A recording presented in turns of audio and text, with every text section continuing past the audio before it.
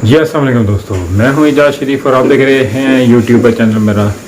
تو آج عمران خان کا جلسہ ملتان میں ایک دفعہ پھر بہت ہی بڑا اور بہت ہی شاندار ہوا۔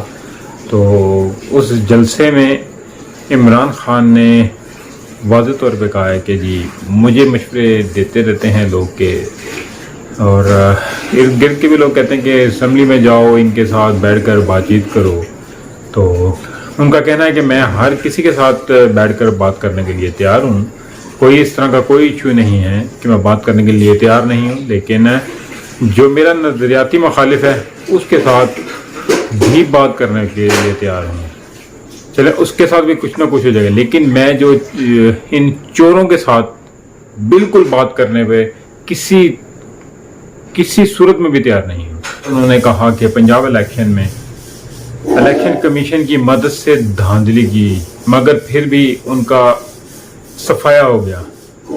ہر قسم کی کوشش کی کسی بھی طریقے سے عمران خان کو ہٹائیں ہرائیں، لیکن ہر سازش ناکام ہوئی۔ یہ لوگ ڈر گئے ہیں اور ان کو یہ خوف ہے کہ اگر اب دوبارہ الیکشن ہوتا ہے تو ان کی 3 وکٹیں گر جائیں گی۔ توہین عدالت کیس میں عمران خان پر فرد جرم کا فیصلہ، تاہم عدالت نے عمران خان کو کسی بھی مرحلے میں غیر مشروط معافی مانگنے کا آپشن بھی دیا ہے، کنسیڈر کیا جائے گا۔ ویسے جن لوگوں کو نہیں پتا وہ کافی گھبرا جاتے ہیں کہ یہ فرد جرم کیا ہے۔ یہ فرد جرم عائد ہو جائے گا تو عمران خان کو پھانسی دے دی جائے گی، یا فرد جرم عائد ہو جائے گا تو عمران خان نااہل ہو جائیں گے، فرد جرم عائد ہو جائے گا تو پتہ نہیں کیا کچھ ہو جائے گا۔ اس کو میں آپ کو گہرائی میں بتاتا ہوں کہ ہوتا کیا ہے۔ تو یہ بہت سارے لوگ سوال کرتے ہیں، میں قانونی ماہرین تو نہیں ہوں لیکن پھر بھی عدالتوں کے کیسز کو کافی سمجھتا ہوں۔ تو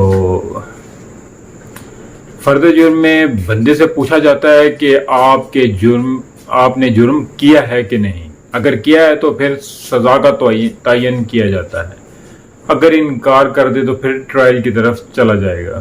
فرد جرم کی سماعت کے دوران کمرہ عدالت میں ملزم کی موجودگی میں مقدمات میں لگائے گئے تمام الزامات جو ہیں ان کو پڑھ کر سنائے جاتے ہیں۔ شہادتوں اور تمام ثبوتوں کے بارے میں بتانے کے بعد پوچھا جائے گا کہ وہ الزامات مانتے ہیں یا نہیں۔ ملزم کو حق ہے کہ وہ جرم کا اقرار کرے یا مسترد کرے۔ فرد جرم سے کوئی ملزم یا مجرم نہیں بن جاتا۔ قانون ماہرین کے مطابق، جو قانون نے ہمارے ماہرین ہیں وہ کہتے ہیں کہ جرم کے بعد گواہ پیش کرنا استغاثہ کی ذمہ داری ہے۔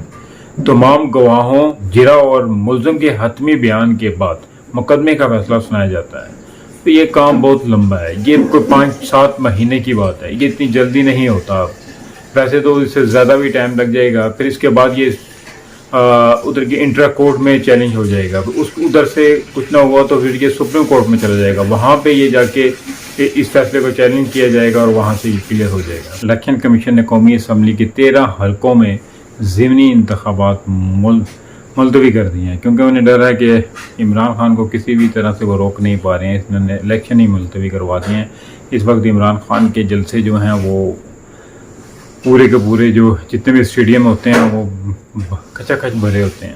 تو یہ ساری چیزیں ان سے برداشت نہیں ہو رہی ہیں، وہ کسی بھی طریقے سے کوشش میں ہیں کہ ابھی الیکشن نہ ہو، عمران خان اقتدار میں نہ آئے اور ان کی اکثریت شو نہ ہو۔ جس دوست نے ابھی تک میرا چینل سبسکرائب نہیں کیا تو وہ سبسکرائب ضرور کر لے اور بیل آئیکن کا بٹن بھی ضرور دبا دے، تاکہ میری ہر نئی آنے والی ویڈیو کا نوٹیفیکیشن آپ کو مل سکے۔ بہت شکریہ۔